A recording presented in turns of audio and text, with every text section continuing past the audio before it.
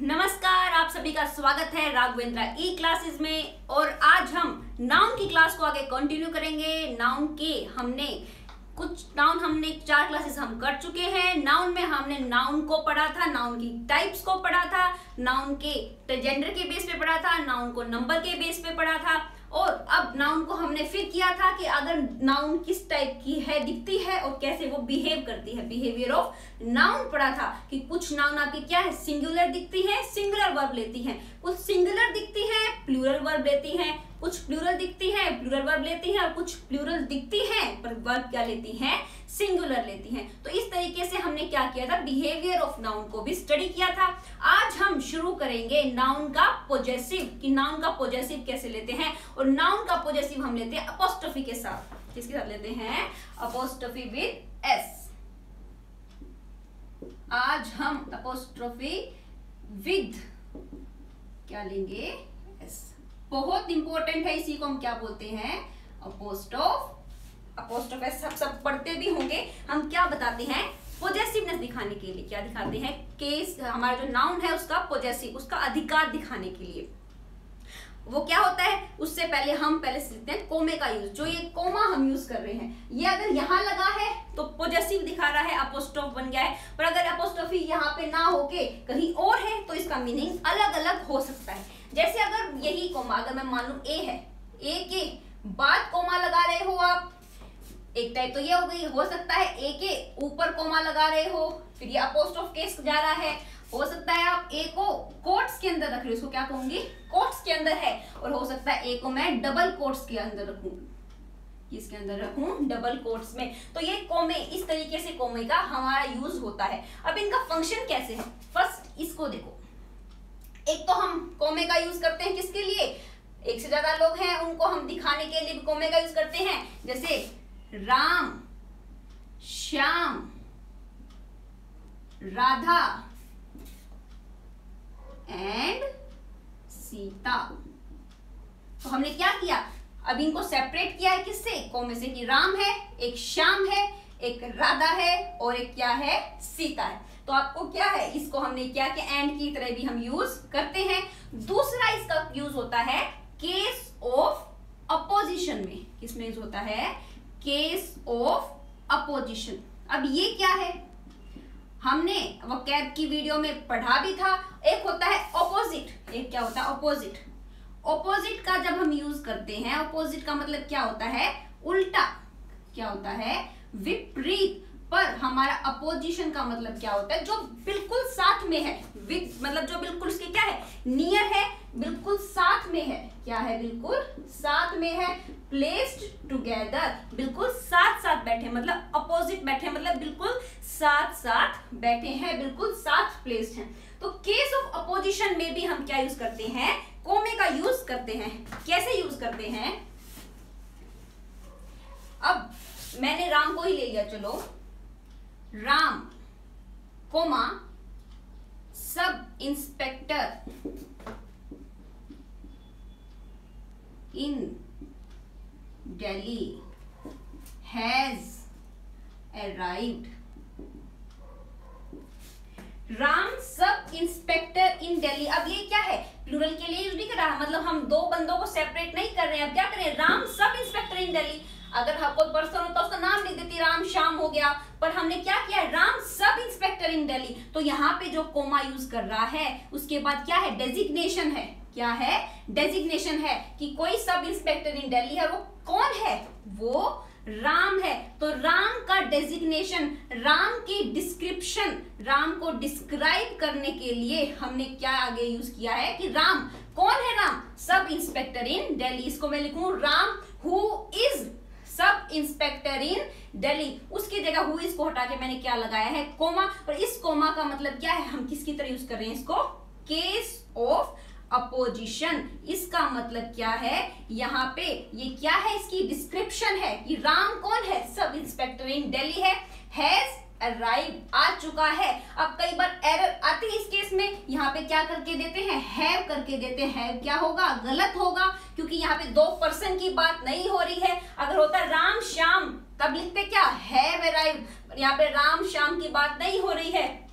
क्या? और ये Ram sub inspector in Delhi, तो ये जो सब इंस्पेक्टर इन दिल्ली है वो कोमा लग के जिसके बाद आया है उसको क्या कर रहा है, डिस्क्राइब कर रहा है। तो ये इसकी क्या है, डिस्क्रिप्शन है, ये कोई एक्स्ट्रा सब्जेक्ट नहीं है। सब्जेक्ट हमारा सिर्फ कौन है, राम है। राम सिंगुलर है तो वर्ब क्या लेगा आपकी, सिंगुलर। तो ये क्या होगा, हमारा कोमे को हम क्या करते हैं, केस ऑफ अपोजिशन के लिए भी यूज करते हैं।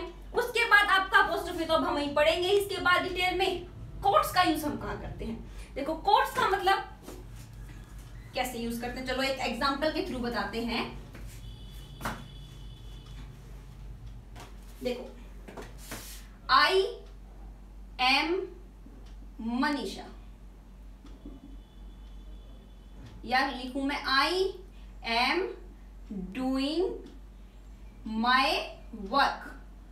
अब यहाँ पे आई क्या है, आई सब्जेक्ट है, आई क्या है, प्रोनाउन है। किसको रिप्रेजेंट कर रही है, मुझको। किसको रिप्रेजेंट कर रही है, मुझको, कि मैं मनीषा हूं, मैं काम कर रही हूं। तो यहाँ पे आई किसकी तरह यूज हुआ है, सब्जेक्ट की तरह यूज हुआ है, नाउन के प्लेस पे यूज हुआ है। तो क्या है, प्रोनाउन है। प्रोनाउन को हम अगले चैप्टर में बहुत डिटेल में पढ़ेंगे, बहुत सारी क्लैरिटी, बहुत सारे कंसेप्ट आएंगे। पॉजेसिव का कंसेप्ट वहां भी आएगा, नाउन प्रोनाउन का पॉजेसिव हम वहां पढ़ेंगे। यहाँ हम सिर्फ पढ़ रहे हैं नाउन का पॉजेसिव। तो यहाँ पे आई क्या है, सब्जेक्ट है, हमारा प्रोनाउन की तरह ट्रीट कर रहे हैं हम इसको। पर आपको मैं लिखूं, I is the 9th letter of alphabet, कि अल्फाबेट जो आपके होते हैं इंग्लिश अल्फाबेट, उसका 9th लेटर कौन सा है, आई है। तो यहाँ पे जो आई है, यहाँ पे आई प्रोनाउन नहीं है, ये उस कह सकते हैं उस अल्फाबेट का नाम है। अल्फाबेट का क्या है, नाम है आई।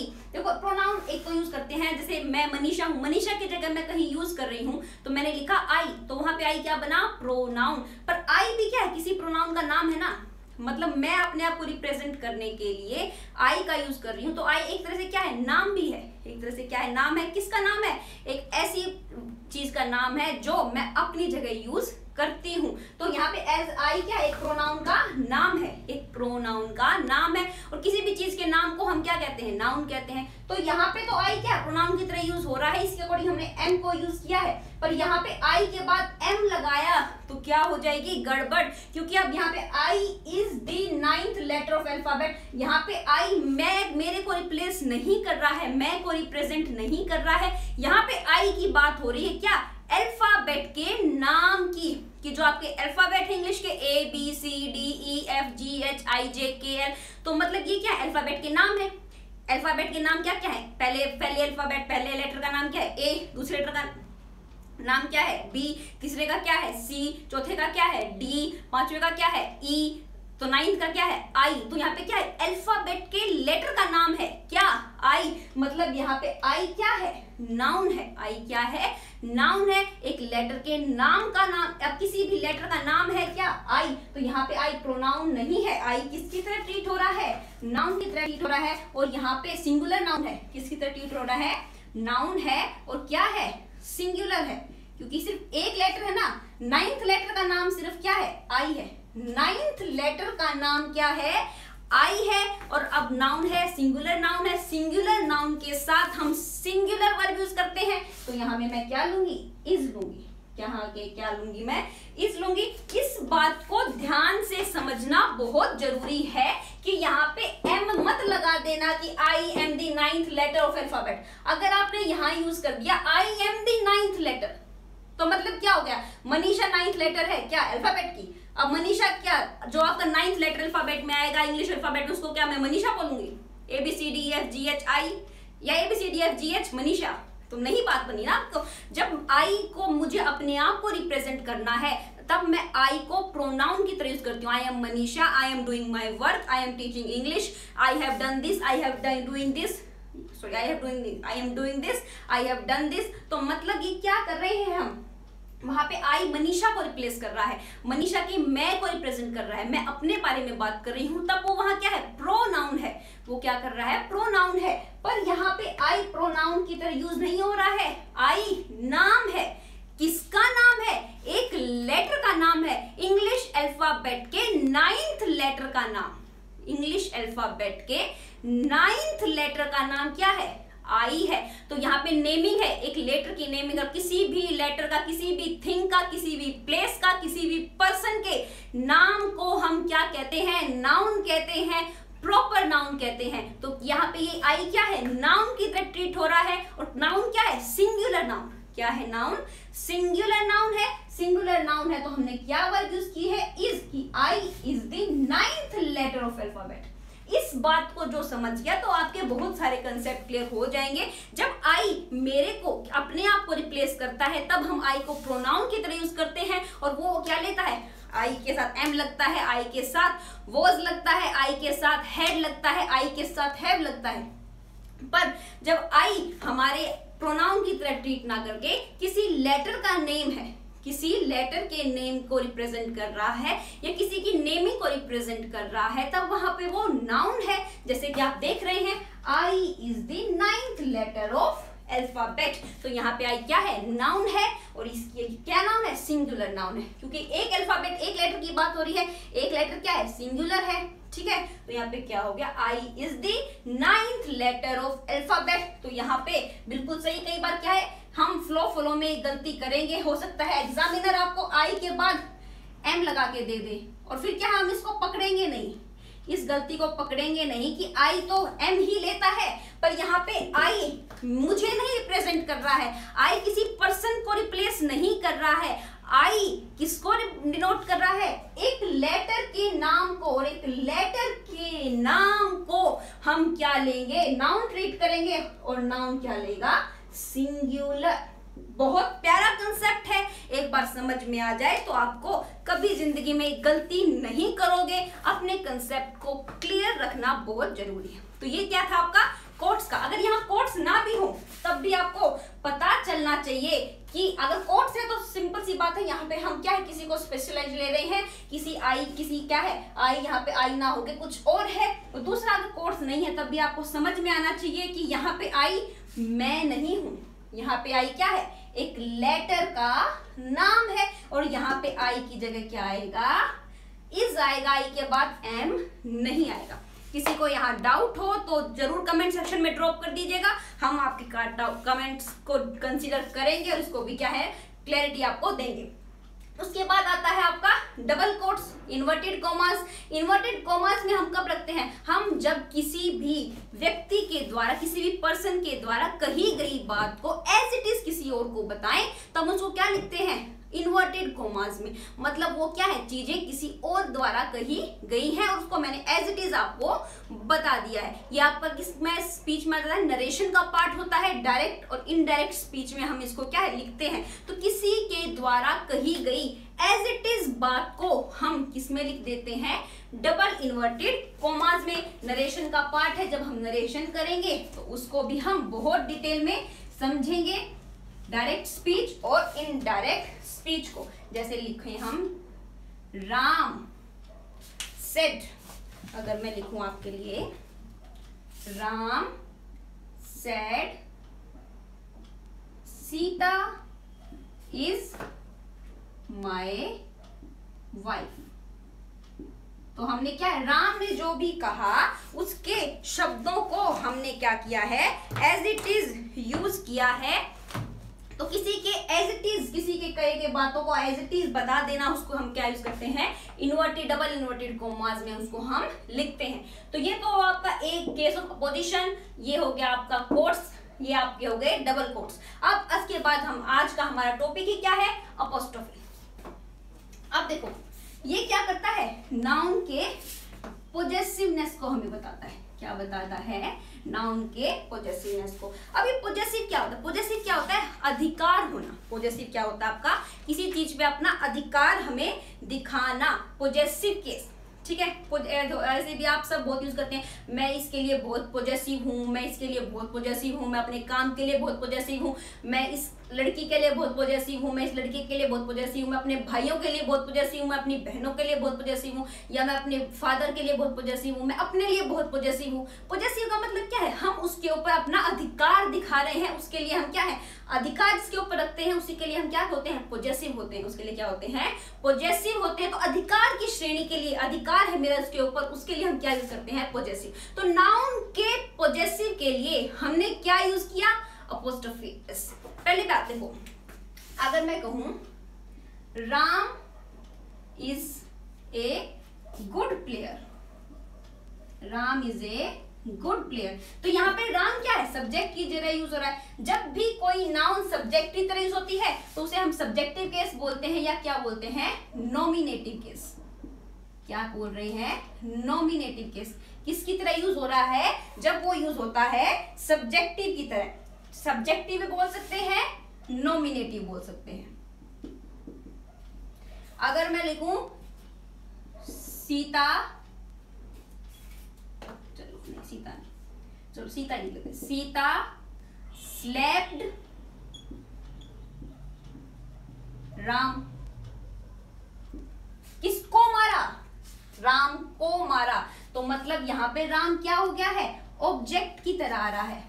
क्या आ गया है, राम क्या हो गया, ऑब्जेक्ट हो गया कि सेंटेंस का। सीता ने थप्पड़ मारा, किसको मारा, राम को मारा, किसको मारा, राम को मारा। तो राम यहाँ पे क्या हो गया, ऑब्जेक्टिव केस हो गया है आपका। सेम नाउन किसकी तरह यूज हो रही है, ऑब्जेक्टिव केस की तरह यूज हो रही है, और इसको कभी हम एक्यूजेटिव केस भी बोल देते हैं।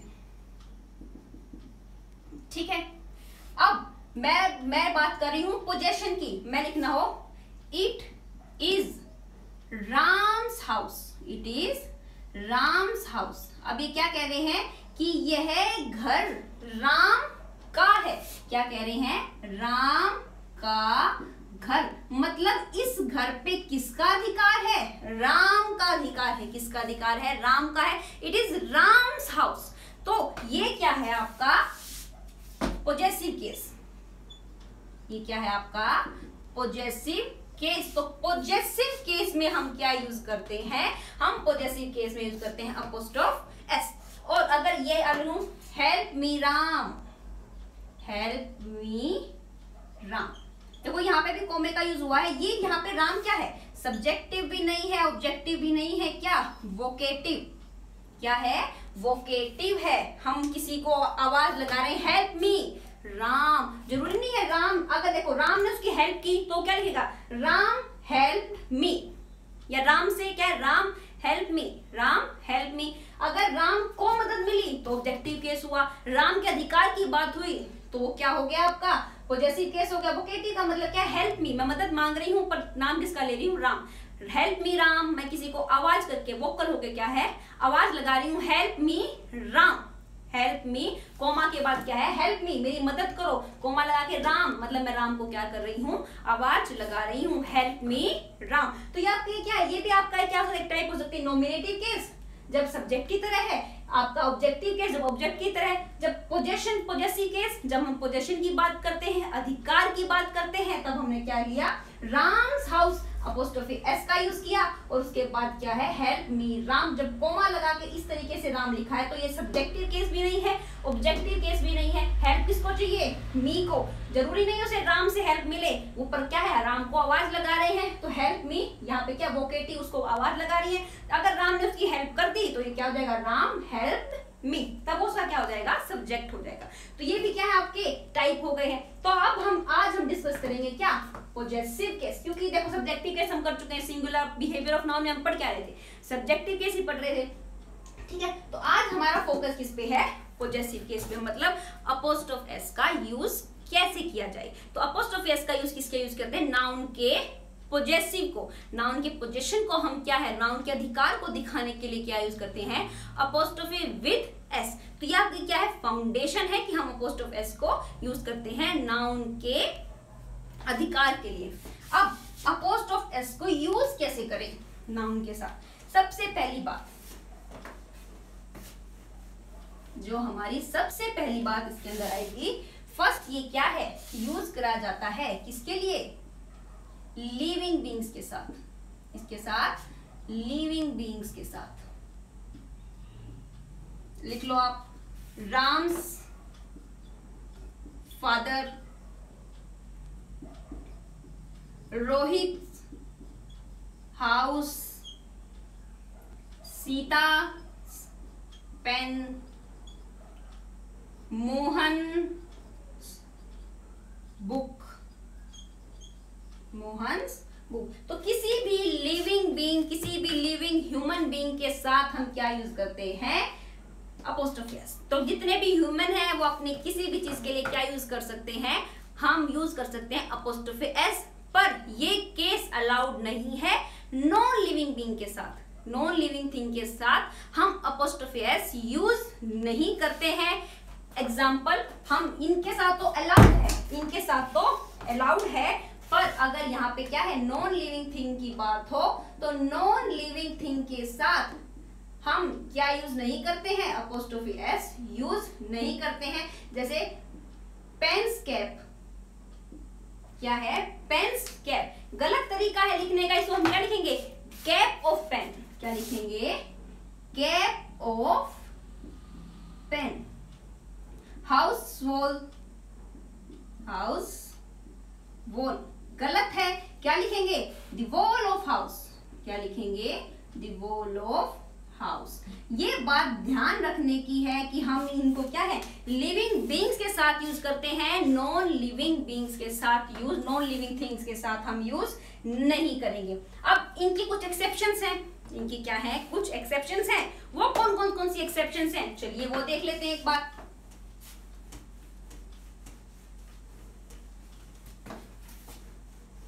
अब अगर बात आ जाए एनिमल्स की, तो एनिमल्स के साथ भी हम यूज कर सकते हैं अपोस्ट्रोफी एस। एनिमल्स के अगर बॉडी पार्ट की बात हो रही है, एनिमल्स के अगर बॉडी पार्ट्स की बात हो रही है, लाइक मैं लिखूं एलिफेंट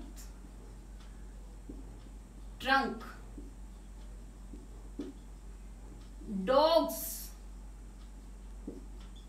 टेल, ये क्या है, इनके बॉडी का पार्ट है, यह क्या है, इनके बॉडी का पार्ट है। तो इनके लिए मैं क्या यूज कर सकती हूँ, अपोस्ट्रोफी एस में यूज कर सकती हूँ। डॉग्स टेल लिख सकती हूँ, एलिफेंट ट्रंक लिख सकती हूँ, पर मैं ये नहीं लिखूंगी, क्या, डॉग्स यूटेंसिल।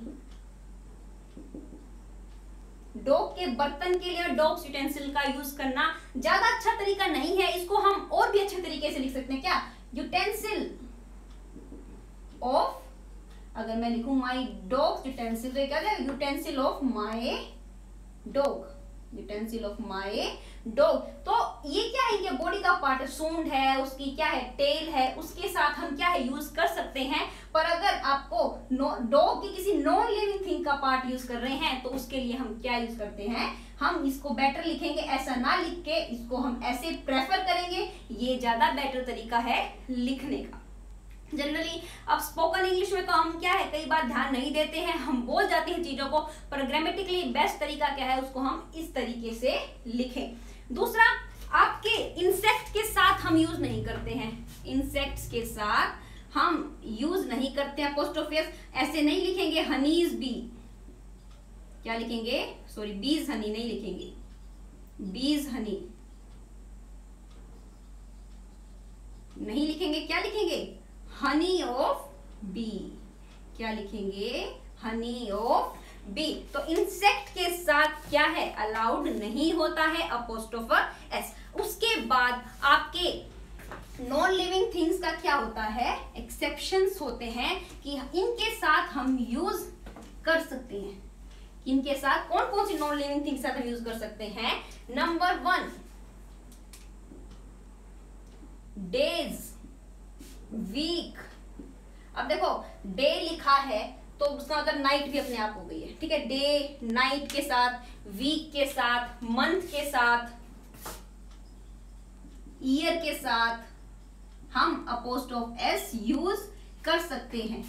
आपकी करेंसी के साथ हम यूज कर सकते हैं, जितनी भी आपकी करेंसी है, डॉलर है, रुपी है, येन है, तो इनके साथ भी हम क्या है, यूज कर सकते हैं अपोस्ट्रोफी एस। आपकी जो पर्सोनिफाइड चीजें हैं, पर्सोनिफाइड क्या होता है आपका, मानवीयकरण, हिंदी में अगर मैं कहूं पर्सोनिफाइड का मतलब क्या होता है, मानवीयकरण। किसी चीज को हमने क्या किया है, मानवीयकरण कर दिया गया, मतलब हालांकि वो ह्यूमन नहीं है पर उनको क्या ले लिया है, एज ए ह्यूमन ट्रीट किया गया है। जैसे कहूं nature's law, nature's law personified किया गया है कि किसके लॉ, प्रकृति के नियम, नेचर्स लॉ। अब नेचर को हमने एज ए देखे ह्यूमन बीइंग तो नहीं काउंट कर रहे हैं, पर पर्सोनिफिकेशन की है इस चीजों की, मानवीयकरण किया है कि नेचर कुछ है जिसके अपने कुछ कानून है, उसको क्या एक पर्सोनिफाइड क्या है, ऑब्जेक्ट है। डेथ लॉज, डेथ के लॉ, डेथ क्लॉज, डेथ के पंजे, ठीक है। ये क्या है, फॉर्च्यून्स व्हील, क्या है, भाग्य का पहिया, फॉर्च्यून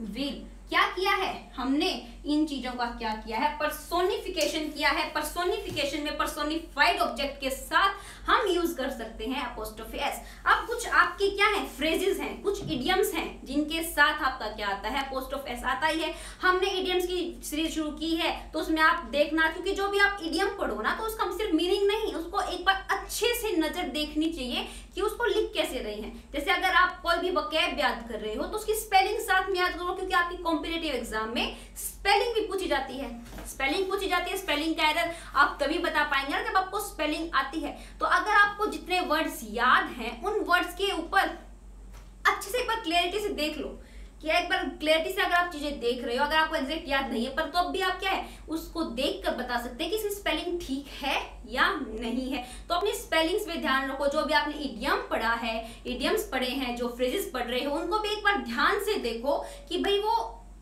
किस तरीके से लिखे जा रहे हैं, उनकी तरीका क्या है, क्योंकि फिर वो एज इट इज यूज होते हैं, ठीक है। जैसे अगर कहूं एट स्टोन्स थ्रो, क्या लिखते हैं, एट ए स्टोन्स थ्रो, तो ये क्या है, इडियम्स है आपका। इडियम की सीरीज आपकी चली रही है, उसमें आपको इनके मीनिंग भी समझा दिए जाएंगे। एट ए स्टोन थ्रो, सोचना एट ए स्टोन थ्रो मतलब पत्थर फेंका उतनी दूरी पर, तो इसका आंसर क्या हो सकता है, सोचो सोचो, अपना दिमाग लगाओ। एट ए स्टोन्स थ्रो। अब देखो स्टोन के साथ नॉन लिविंग थिंग है, एज इट इज तो हमें यूज नहीं करना चाहिए, पर क्योंकि ये क्या है हमारा फ्रेजेस है, फ्रेज है, इडियम्स है, उसके साथ हम क्या यूज कर सकते हैं, यूज कर सकते हैं। At one's wit's and.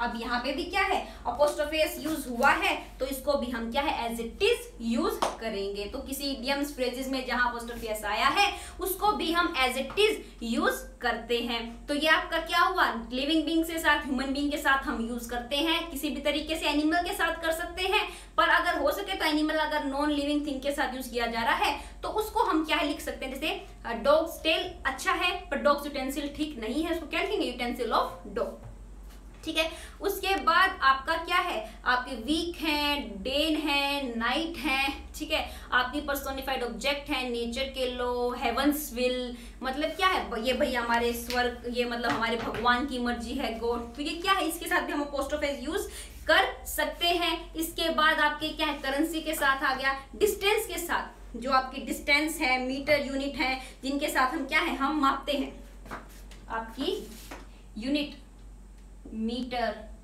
Kilometre, इनके साथ भी हम क्या यूज करते हैं, ए मीटर्स लेंथ बोलते हैं ना, ए मीटर्स लेंथ, उनके साथ भी हम क्या यूज करते हैं, हम यूज करते हैं अपोस्ट्रोफी एस। तो ए 1 किलोमीटर जनरी, ए मीटर्स लेंथ, तो इनके साथ हम यूज करते हैं अपोस्ट्रोफी एस। डिस्टेंस के साथ हो गया है, ठीक है, टाइम्स मार्च, टाइम्स रूल, तो ये सब क्या है, मतलब इन चीजों के साथ हम अपोस्ट्रोफी एस यूज कर सकते हैं। तो ये आपका क्या हो गया, एक्सेप्शन हो गए, और ये क्या हो गया आपके जिनके साथ हम उनके यूज कर सकते हैं। तो फिर से एक बार जल्दी से रिपीट करते हैं, लिविंग बीइंग्स के साथ रखना है, ह्यूमंस के साथ रखना है, एनिमल्स के साथ रख सकते हैं, पर एनिमल्स के अगर बॉडी पार्ट की बात हो रही है, एनिमल्स के घोंसले की बात हो रही है, तब भी हम यूज कर सकते हैं, क्योंकि वो अपने आप से यूज करते हैं, अपने आप से बनाते हैं। पर एनिमल अपना यूटेंसिल तो खुद से नहीं बनाता है ना, तो एनिमल्स का कुछ ऐसी नॉन लिविंग थिंग है उसके साथ हम यूज नहीं करते हैं। आपके एक्सेप्शन क्या है लिविंग थिंग्स में, अगर नॉन लिविंग थिंग्स में, नॉन लिविंग थिंग्स की एक्सेप्शन कहाँ आती है, जैसे कि आपके पर्सोनिफाइड ऑब्जेक्ट्स हो गए, nature's law, death's law, heaven's will, इनके साथ हम क्या यूज कर सकते हैं, फॉर्चून्स विल, इनके साथ हम अपोस्ट्रोफी यूज कर सकते हैं, करेंसी के साथ यूज कर सकते हैं, डिस्टेंस के साथ यूज कर सकते हैं, किलोमीटर, जनवरी, मीटर्स, लेंथ, इनके साथ यूज हम कर सकते हैं, इंसेक्ट के साथ हम यूज नहीं करते हैं। अब आपका रहा क्या आपके इंडेफिनिट प्रोनाउंस के साथ यूज करते हैं, उसको हम अपनी अगली क्लास में कंटिन्यू करेंगे। अभी आपको यहाँ तक कहीं भी समझने में कोई डाउट हो तो आप पूछ सकते हैं। तो आपको उम्मीद करती हूँ चीजें समझ में आई होंगी, समझ में आ जाए तो वीडियो पसंद आए तो लाइक कर दीजिएगा। आपको जो भी समस्या है आप पोस्ट कर सकते हैं, उस पर हम जरूर ध्यान देंगे। चैनल को सब्सक्राइब करना ना भूलिएगा, पढ़ते रहिएगा और खुश रहिएगा। बी हैप्पी, डिप्रेस बिल्कुल नहीं होना है। देखो लॉकडाउन चल रहा है, उसमें क्या है, स्वाभाविक रूप से हम क्या हो जाते हैं, थोड़े से डीमोटिवेट हो जाते हैं। पर इस चीज का भी क्या होगा, लॉकडाउन भी अनलॉक हो रहा है धीरे धीरे, ऐसा टाइम भी आएगा कि फिर से लाइफ अपनी पटरी पे आ जाएगी। तो डिप्रेस नहीं होना है, कई समस्या है, आप बात कर सकते हैं आपके नियर वंस के साथ कीजिए, पर खुश रहिए। खुश रहना बहुत इंपॉर्टेंट है, क्योंकि हम सब कर क्या रहे हैं, कर क्यों रहे हैं। अगर हम पैसा कमा रहे हैं तो खुश होने के लिए, अगर हम पढ़ रहे हैं तो आगे कुछ खुशी पाने के लिए, ठीक है, मस्ती कर रहे हैं, टीवी देख रहे हैं, नहीं देख रहे हैं, जो भी कर रहे हैं वो काम इसलिए कर रहे हैं कि हमें क्या है, खुशी मिले। तो आपका खुश रहना बहुत जरूरी है। हंसते रहिए, मुस्कुराते रहिए, पढ़ते रहिए। हंसते हुए चेहरे से चीजें और भी जल्दी याद हो जाती है, ठीक है। तो अपना प्लस पॉइंट बनाइए, अपने आप को आगे आने वाली पॉजिटिव चीजों पे ध्यान दीजिए। ग्लास आधा हो तो भरे हुए को देखना, आधे को मत देखना। मोटिवेटेड रहो, खुश रहो, प्राणायाम जरूर, कोई कुछ योगिक एक्सरसाइज जरूर किया करो, अपनी बॉडी को ऑक्सीजनेटेड रखो, हैप्पी रहो, ठीक है। इसी उम्मीद के साथ मिलेंगे नेक्स्ट क्लास में, इसी को कंप्लीट करेंगे और फिर हम ना उनके कुछ कॉमन एरर्स की तरफ चलेंगे। धन्यवाद।